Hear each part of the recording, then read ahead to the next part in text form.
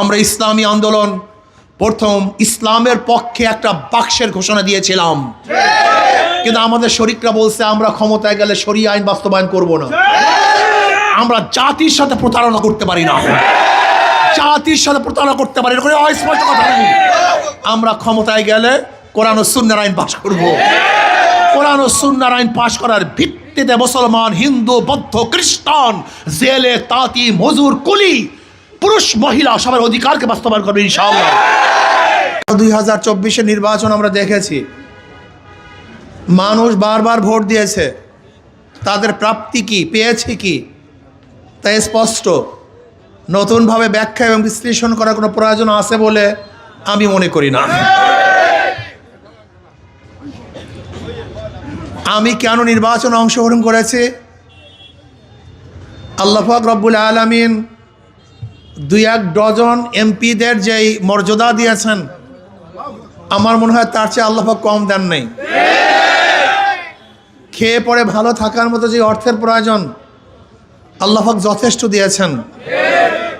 এরপর আমি কেন অংশগ্রহণ করেছি? অনেকের প্রশ্ন আছে। আমি কেন অংশগ্রহণ করেছি?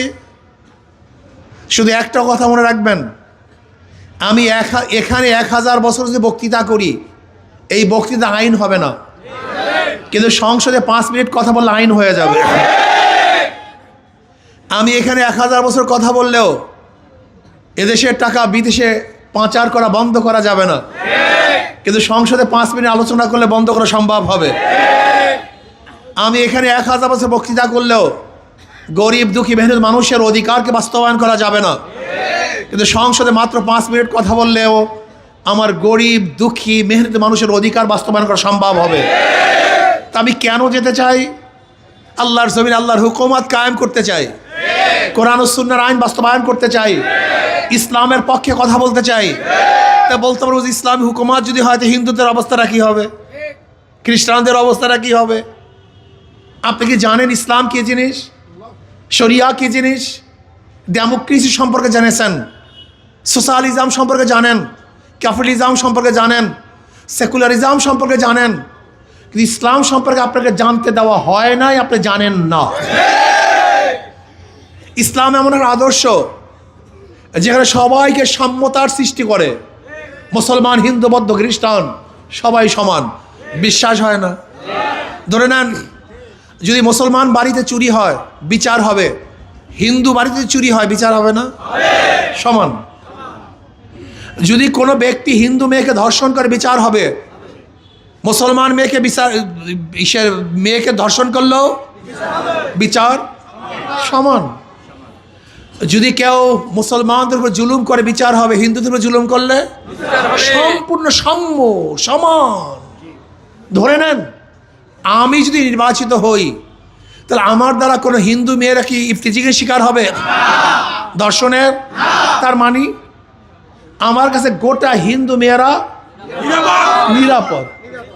ধরেন আমি যদি নির্বাচিত হই, আমি কোনো হিন্দু দোকান দখল করব, তার মানে আমার কাছে সমস্ত হিন্দু ব্যবসায়ীদের মাল আমার কাছে নিরাপদ, জান নিরাপদ, ইজ্জত নিরাপদ। ধরে নেন যদি আমি নির্বাচিত হই, গরিবদের বরদ্দকৃত 1 টাকা আমি আত্মসাৎ করব, 3 কম্বল, রিলিফ, তার মানে আমার কাছে সমস্ত গরিবদের মাল নিরাপদ। আমি একটা কথা বলতে চাই, একটা কথা বলবো, খুব ভালো মতো বুঝবেন। 2 নাম্বার জমিতে 1 নাম্বার ফসল হয় না, 2 নাম্বার কাছে 1 নাম্বার ফল হয় না, 2 নাম্বার নেতার কাছে দেশ কোনোদিন 1 নাম্বার হতে পারে না। একজনের নাম এ, একজনের নাম বি, একজনের নাম সি। এও চোর, বিও চোর, সিও চোর। ক্ষমতায় এ, সে কি করবে? হটাও এ, বসাও বি, কি করবে? হটাও বি, বসাও সি, সে কি করবে? এই কাজটা আপনারা দীর্ঘদিন করেছেন। একবার আওয়ামী লীগ, একবার বিএনপি, একবার অমুক, একবার তমুক। কয়েক বছর যেতে না যেতেই হটাও, আন্দোলন, সংগ্রাম, আবার বিকে নিয়ে আসো, আবার বি বসার পরে আবার আন্দোলন, আবারও সংগ্রাম, আবারও সি নিয়ে আসো। জীবনভর রক্ত দিবেন, অবরোধ করবেন, হরতাল করবেন, ভাগ্যের পরিবর্তন কোনোদিন হবে না, কোনোদিন হবে না। আমার গরিব বাবারা, আমার গরিব বন্ধুরা, যদি মনে করে আমি তোমাদের আত্মসাৎ করব, আমাকে ভোট দেওয়া তোমাদের জন্য জায়েজ হবে না, অবৈধ হবে। তুমি বিবেকের সাথে প্রতারণা করছো, একদম চোরকে কেন তুমি ভোট দিবা?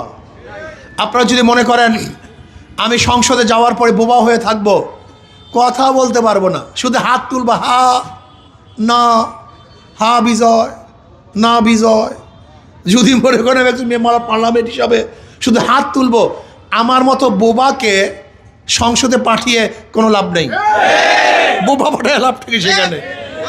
আর যদি মনে করেন না আমি বোবা থাকবো না, সংসদে যেতে পারলে ইনশাল্লাহ বাঘের মতো হুঙ্কার দেবো, গরিবের পক্ষে কথা বলবো, ইসলামের পক্ষে কথা বলবো, এই মানবতার পক্ষে, দেশের পক্ষে কথা বলবো ইনশাআল্লাহ, এই দেশ চুরি ডাকাতি বাটপারের থেকে রক্ষা করবো ইনশাআল্লাহ।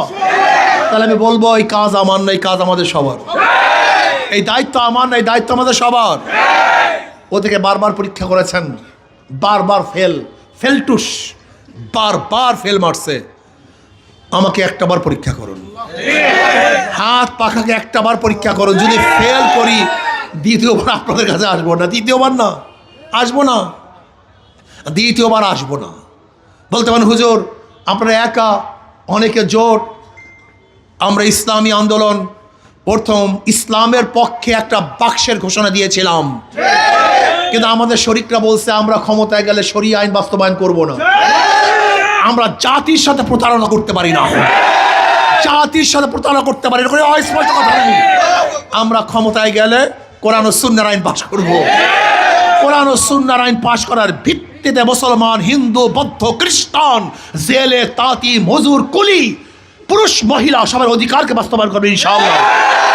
কাজে আসুন, আগামী 12 তারিখের যুদ্ধে, এই যুদ্ধ শুধু আমার না, এই যুদ্ধ আমাদের সবার যুদ্ধ, এই কাজ শুধু আমার কাজ না, আমাদের সবার কাজ। কাজে এখানে যারা আছেন শুধু জবানটা খুলেন, মুখটা খোলেন, আগামী 12 তারিখের ভোটে ইনশাআল্লাহ হাত পাখা এই বাখেরগঞ্জ থেকে বিপুল ভোটে বিজয় হবে ইনশাআল্লাহ। আর একটা কথা বলতে চাই, যারা সুখে শান্তিতে নিরাপদে 13 তারিখে ঘরে ঘুমাতে চান, কথা কয় না, যারা 13 তারিখে নিরাপদে ঘুমাতে চান এরা হাত পাখাকে বিজয় করেন।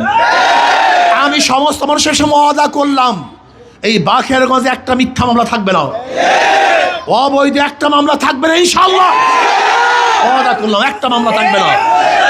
আমার মাধ্যমে একটা মিথ্যা মামলা হবে না ইনশাআল্লাহ, আমার মাধ্যমে কোনো মেয়ে ইনশাআল্লাহ ধর্ষিতা হবে না, আমার মাধ্যমে কোনো বোন বিধবা হবে না, আমার মাধ্যমে ইনশাআল্লাহ আল্লাহ কবুল করলে কোনো মা তার বুক খালি করবে না, আমার মাধ্যমে ইনশাআল্লাহ আল্লাহ কবুল করলে কোনো বাচ্চার এতিম হবে না ইনশাআল্লাহ।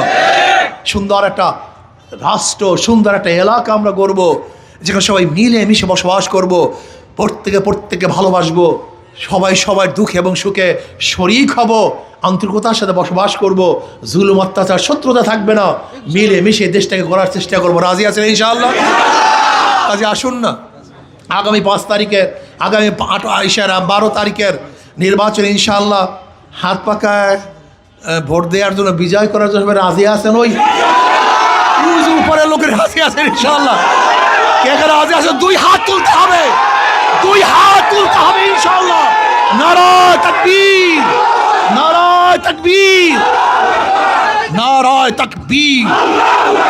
আমার তোমার মার্কা, তোমার আমার মার্কা, মুসলিম হিন্দুর মার্কা, গরিব দুঃখীর মার্কা, বিজয়ের মার্কা। আল্লাহ আমাকে আমাদের সবাইকে ইনশাআল্লাহ কাজ করব, সর্বোচ্চ চেষ্টা করব, প্রতিদিন গ্রুপ ভিত্তিক ইনশাআল্লাহ আমরা